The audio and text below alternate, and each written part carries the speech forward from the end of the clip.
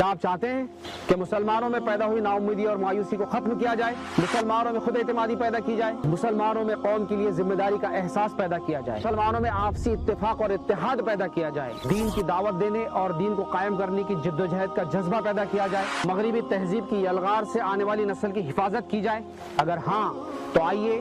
انہی مقاصد کو پورا کرنے کے لیے،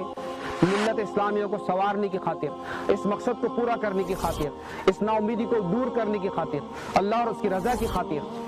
ہمارے کندھے سے کندھا لگا کر چلیے۔ تم ہی سر بلند رہو گے اگر تم مومن ہو۔ ہم آپ سے گزارش کرتے ہیں کہ تمام مسلکی اور جماعتی اختلافات کو بھلا کر آنے والی 26 فروری کو جماعت اسلامی ہند کی جانب سے اورنگ آباد ضلع کا یک روزہ اجتماع کنڑ شہر میں مسجد نور یاسین میں منعقد کیا گیا ہے۔ دوستو احباب کے ساتھ، رشتہ داروں کے ساتھ، اپنی ماؤں بہنوں کے ساتھ، اپنے بچوں کے ساتھ شرکت فرما کر